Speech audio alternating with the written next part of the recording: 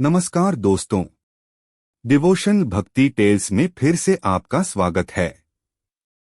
आज हम भगवान विष्णु और नारद मुनि की कथा से अवगत कराएंगे। तो चलिए कथा के बारे में व्याख्यान करते हैं। एक बार नारद मुनि जी ने भगवान विष्णु जी से पूछा, हे भगवान, आपका इस समय सबसे प्रिय भक्त कौन है? तब भगवान विष्णु ने मन में सोचा, मैं तो भगवान का रूप हूँ, मैं नारद मुनि के बारे में सब जानता हूँ। तब विष्णु जी झट से समझ गए अपने भक्त नारद मुनि की बात और मुस्कुराकर बोले, मेरा सबसे प्रिय भक्त उस गांव का एक मामूली किसान है। यह सुनकर नारद मुनि जी थोड़ा निराश हुए और फिर से एक प्रश्न किया, हे भगवान, आपका बड़ा भक्त तो मैं हूँ, तो फिर सबसे प्रिय क्यों नहीं?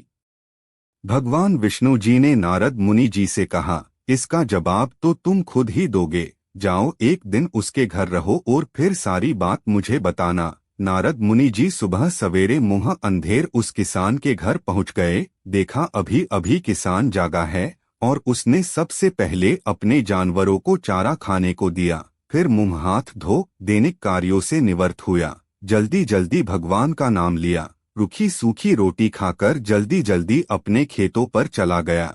सारा दिन खेतों में काम किया और शाम को वापस घर आया। जानवरों को अपनी अपनी जगह बांधा, उन्हें चारा पानी डाला, हाथ पांव धोए, कुल्ला किया। फिर थोड़ी देर भगवान का नाम लिया। फिर परिवार के संग बैठकर खाना खाया, कुछ बातें की और फिर सो गया। अब सारा दिन यह सब देखकर नारद मुनि जी भगवान विष्णु के पास वापस आए और बोले, भगवान, मैं आज सारा दिन उस किसान के संग रहा, लेकिन वो तो ढंग से आपका नाम भी नहीं ले सकता।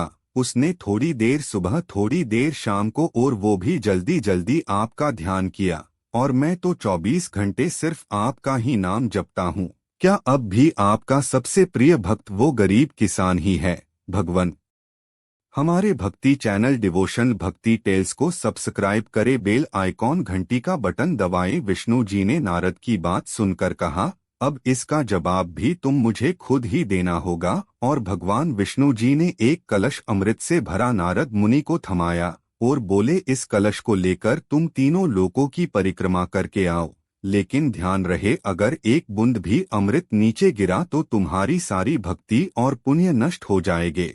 नारद मुनि तीनों लोकों की परिक्रमा करके जब भगवान विष्णु के पास वापस आए तो खुश होकर बोले, भगवान, मैंने एक बूंद भी अमृत नीचे नहीं गिरने दिया। विष्णु भगवान ने पूछा, और इस दौरान तुमने मेरा नाम कितनी बार लिया, मेरा स्मरण कितनी बार किया? तो नारद बोले, अरे भगवान जी, मेरा तो सारा ध्यान इस अमृत पर था, फिर आपका ध्यान कैसे करता? भगवान विष्णु ने कहा, हे नारद, देखो, उस किसान को वो अपना कर्म करते हुए भी नियमित रूप से मेरा स्मरण करता है, क्योंकि जो अपना कर्म करते हुए भी मेरा जाप करे वो ही मेरा सबसे प्रिय भक्त हुआ। तुम तो सारे दिन खाली बैठे ही जप करते हो, और जब तुम्हें कर्म दिया तो मेरे लिए तुम्हारे पास समय ही नहीं था।